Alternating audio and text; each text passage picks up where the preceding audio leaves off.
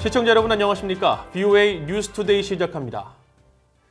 유엔 안보리 산하 대북제재위원회가 유엔 식량농업기구 FAO가 요청한 대북 기후변화 대응 사업을 위한 대북 제재 면제 요청을 승인하지 않았습니다.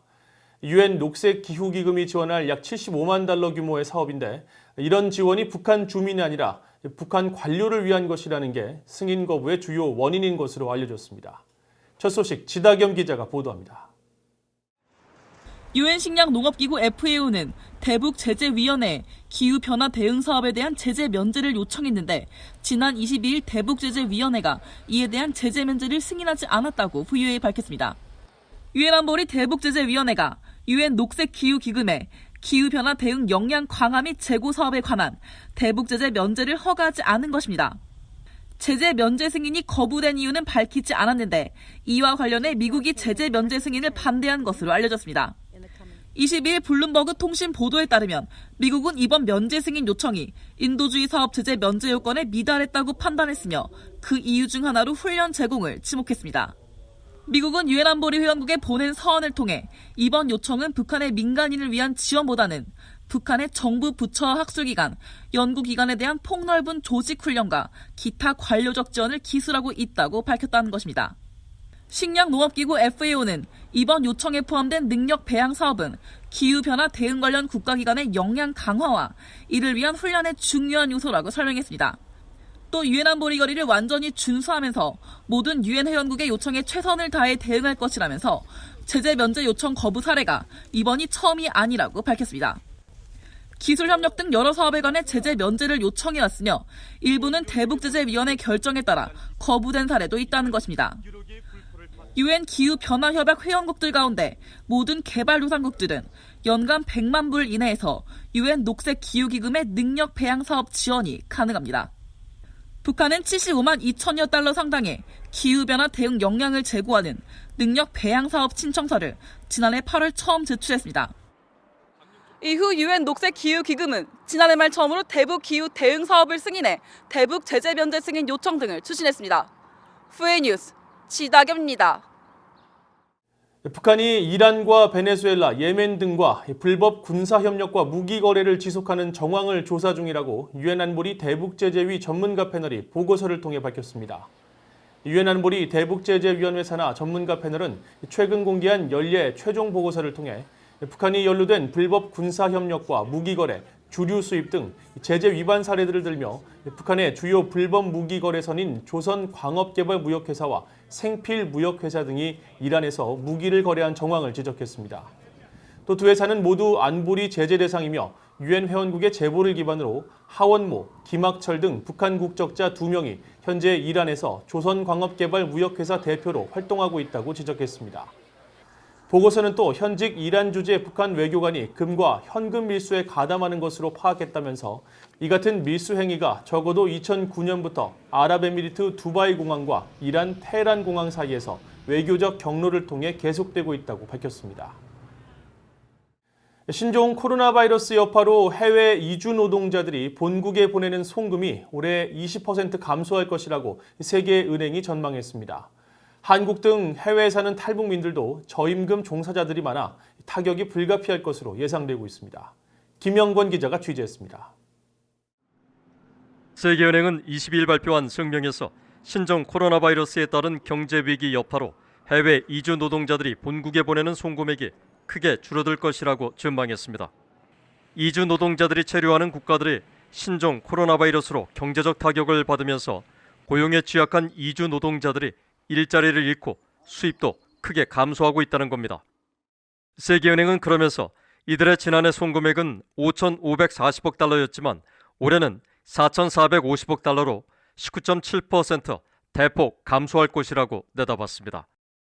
해외 이주 노동자들이 본국에 보내는 송금 규모는 전 세계 모든 개발 원조액을 합한 것보다 3배 이상 많기 때문에 개발도상국 경제에 상당한 타격을 줄 것으로 예상됐습니다. And when they receive money, they use that for food, for housing, for clothing, for business investment, for sending children to school, for healthcare. When they migrate and send money home, it has huge poverty reduction impact. 유엔 산하 국제농업개발기금에 따르면 전 세계 2억 명 이상의 이주 노동자들은 각자의 가족 등 8억에서 9억 명에게 돈을 보내 세계 인구 10% 이상의 생계에 기여하고 있는 것으로 분석됩니다. 세계은행은 이주 노동자들의 송금액이 내년엔 5.6% 반등해 4,700억 달러를 기록할 것으로 보이지만 여전히 불확실하다며 이주 노동자들을 위한 각국 정부의 사회 안전망 확대를 촉구했습니다. 이 같은 전망은 한국과 미국 등 해외에 사는 탈북민들의 대북 송금에도 영향을 미칠 것으로 보입니다. 한국의 북한인권정보센터가 지난해 초 탈북민 414명을 대상으로 실시한 설문조사 결과 약 3분의 1인 125명이 북한에 있는 가족에게 돈을 보냈고 송금 액수는 연평균 미화로 2,450달러에 달했습니다. 하지만 한국도 신종 코로나 바이러스로 경제 위기가 커지면서 일용직 등 저임금 일자리에 종사하는 많은 탈북민도 타격을 받을 것으로 우려됐습니다. 탈북자들이 일용직이고 돈이 없는 거 사실이고요. 굉장히 힘들어해요.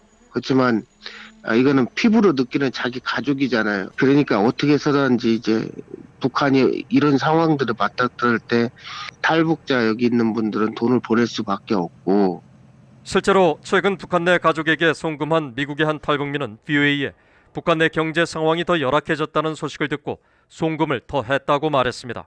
더 어려워졌을 때일수록 더 보내야 되기 때문에 송금이야 줄이지 못하죠. 이럴 때 내가 못 먹더라도 다 보내야 되겠는데 그냥 북한이 어려워졌다고 하니까 물가도 많이 오르고. 탈북민 지원 활동을 벌이고 있는 김 목사는 많은 탈북민이 자신의 생계가 열악한 상황에서도 북한의 가족에게 돈을 보내야 하기 때문에 경제적 부담은 더 커지고 있다고 말했습니다. BOA 뉴스 김영걸입니다. 북한이 보유한 핵탄두 수가 계속 증가하고 있다고 미국의 민간단체 미국과학자연맹이 밝혔습니다. 미국 과학자연맹은 최근 갱신한 전 세계 핵전력 보고서를 통해 현재 북한이 보유한 핵탄두 수를 총 35기로 추정하며 이같이 밝혔습니다. 미국 과학자연맹은 구체적으로 북한이 두 차례 10에서 20킬로톤급 핵실험과 한 차례 200킬로톤급 이상 핵실험을 포함한 모두 6차례의 핵실험 이후 대략 35기의 탄두에 충분한 핵물질을 생산했을 것으로 추정된다면서 그러나 몇 기의 탄두를 조립 또는 배치했는지는 파악하기 어렵다고 설명했습니다. 미국 과학자연맹은 스웨덴 정부 산하 스톡홀름 국제평화연구소 시프리와 전 세계 핵전력 현황을 공유하는데 시프리는 지난해 6월 발표한 보고서를 통해 북한이 보유한 핵탄두 추정치가 최대 30기라고 밝힌 바 있습니다. 미국 공화당 소속 상원의원 10여 명이 유엔에 서한을 보내 세계보건기구 WHO의 신종 코로나 바이러스 대응이 제대로 이뤄졌는지를 평가하는 독립적인 전문가위원회를 구성할 것을 촉구했습니다. 이들 의원들은 안토니오 구테르스 유엔 사무총장 앞으로 보낸 서한을 통해 WHO가 신종 코로나 바이러스 사태 과정에서 중국 정부에 놀랄 만큼 경의와 존중을 보여왔다면서 WHO에 대한 신뢰 회복을 위해서는 더 큰 투명성과 책임성, 개혁이 필요하다며 즉각 전문가위원회를 구성해 WHO의 코로나 바이러스 업무 수행에 대한 평가와 개혁 권고안을 마련하라고 촉구했습니다.